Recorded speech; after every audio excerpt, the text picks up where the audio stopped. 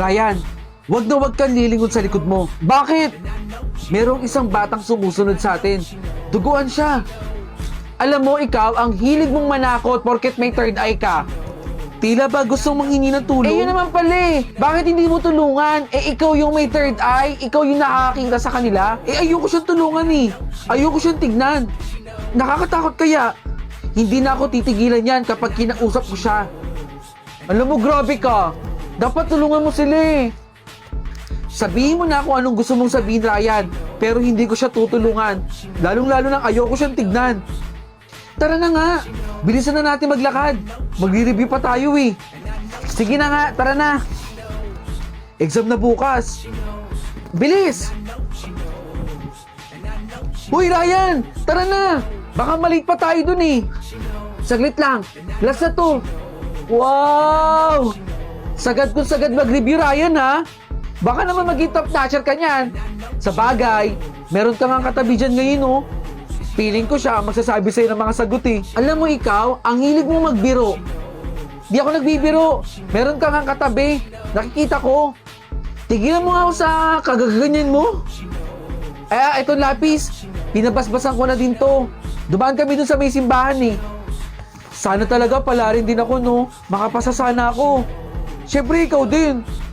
Tara na, Ryan. Malilate pa tayo nito eh. Saglit lang. Malapit naman ako dito eh. Antayin kita dito ha. Nakakapagod yung exam no, Ryan? Oo nga eh. Nakakapagod. Ryan De La Cruz. Top notcher. Magbilang anghel ka sana, Nicole. Tsaka alam mo kanina, takot ako sa classroom namin. Merong batang duguan doon. Nakikita ng third eye ko. Katabi ng teacher. Kaya nga hindi ako makatingin sa teacher namin kanina eh. Feeling ko kasi susundan ako ng batang yun eh. Kaya ayoko na talaga magka-third eye eh. Teka, yung wallet ko. Anong wallet? Yung wallet ko, naiwan ko dun sa boss. Naiwan mo sa boss? Umalis na yung boss eh. Hahabulin ko. Saglit, yung boss! Ryan! Yung boss! Ryan! Ryan! Yes! Pasado ko, Ryan! Pasado ko! Salamat! Pasado ko! Teka, hanapin natin yung pangalan mo.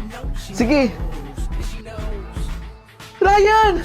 Top notcher ka! Congratulations! Top notcher ako? Ang galing-galing mo! Uy! Tara, teka! Samahan mo ako sa bahay. Sa inyo? Sabihin natin ito kila mama. Tara! Bilis! Ryan! Bakit naman ang liwa-liwanag dito? Tsaka ang dami nagsusugal dito oh. Asa ba si mama? Ang dami kasing tao dito eh. Nicole, bakit ba ang liwanag dito?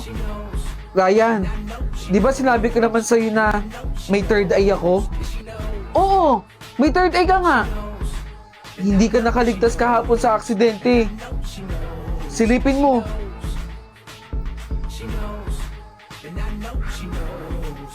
Alam mo bang mas mataas yung grades ko ngayon compare dati? Puro line of 8 po yan. Ito na ba yung definition mo ng mataas, Clive?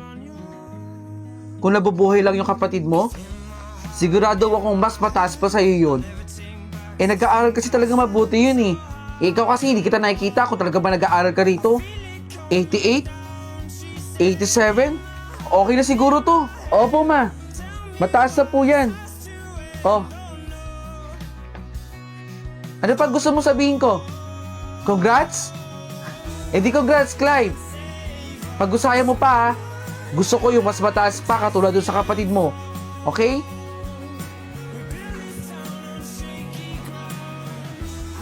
Ma, kamukha ko na ba si Bunso? Tignan mo, ano na naman yan, Clive? Di ba sinabihan na kita na wag mo nang gagamitin yung kahit anong gamit ng kapatid mo? Kahit anong mangyari, Clive, hindi magiging ikaw ang kapatid mo. Sinubukan ko lang naman po suotin yung salamin ni Bunso. Naiibang ka na ba? Para maging kamukha ko po siya pag nakita ninyo ako. Sobrang laki ng pinagkaiba ninyo. Kaya please lang, Clive ha, wag na wag mo nang gagamitin lahat ng gamit ng kapatid mo. Hindi ka na nakakatuwa. Sorry po ma. Ma, saan ka po pupunta? Eh, saan pa ba ako pupunta? Eh, di sa puntod ng kapatid mo. Eh, di ba magaling ka na dun kahapon? Ano pa bang gusto mo, Clive? Magkasama naman tayo dito sa bahay, ah. Nakikita tayo araw-araw. Wala naman talaga akong dapat na pupuntahang puntod, eh. Kung hindi mo ginawa yung mga bagay na yon. Ma, ilang beses ko po ba sasabihin sa inyo na hindi, Clive? Paulit-ulit mo na lang sasabihin na hindi mo kasalanan yon.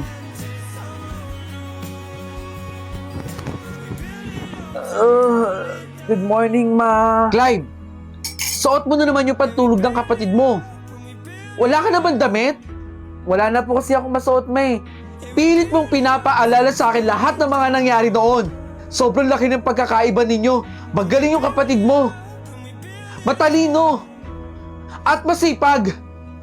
Ayoko sanang hilingin to eh. Eh paano kung ikaw sana yung nawala? Ikaw ang may kasalanan.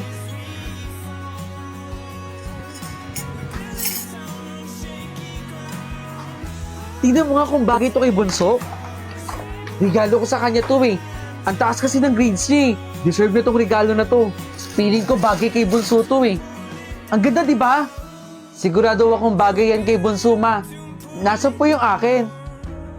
Yung sa'yo, Clive. Tsaka na muna ha. Si Bunso muna.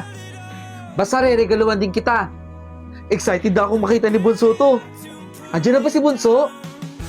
Itatago ko muna sa kwarto niya ha. Bunso! Dito! May masarap na pagkain dito! Tumawid ka na! Bilis! Sige kuya! Tatawid na ako! Isa nga po. Ay, dalawa po. Hala! Kawawa naman yung Bunso! bata! Bunso!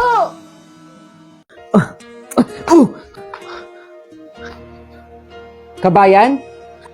Kabayan! Pinoy! Pinoy! Ako pala si Bok. Clyde, ang pogi ng pangalan mo ha. Ay, akin na. Tulungan kita. Oh, salamat. Hello po, Tito Bok. Nandito na po pala kayo. Pamangkin. Si Yumi. Pinoy ang tatay niyan.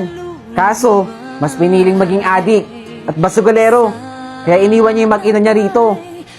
Hello po. Tara na. Pumasok muna tayo dito. Tara na, pamangkin. Sige po, Tito Bok. Excited na akong kumain. Pangako, hindi kita iiwan. Oh, Clyde. Pangako, Yung picture na yan. Ayan si Ate Sheila, ang nanay ni Yumi. Sa kasamaang palad, nawala na rin siya dito sa mundo. Naaksidente sila nung asawa niyang foreigner. Kaya kami na lang nag-aalaga kay Yumi. Ay, oo nga pala, Clyde. Pwede ba akong makiusap? Eh, may gagawin kasi ako eh. Walang magbabantay kay Yumi. O sige, sige. Nangangailangan din naman ako ng racket eh. Salamat. Magandang araw, Yumi! I'm okay, little puppet. Bakit tawa ka ng tawa dyan? It's funny po kanya, Tito Clyde. ay nahuhulog, umiibig na sa'yo. Sa tuwing kasama kay anong ligaya. Sana sa akin ay Tito Clyde, ikaw na po yung new best friend ko. Salamat, best friend. Wow! Dollhouse!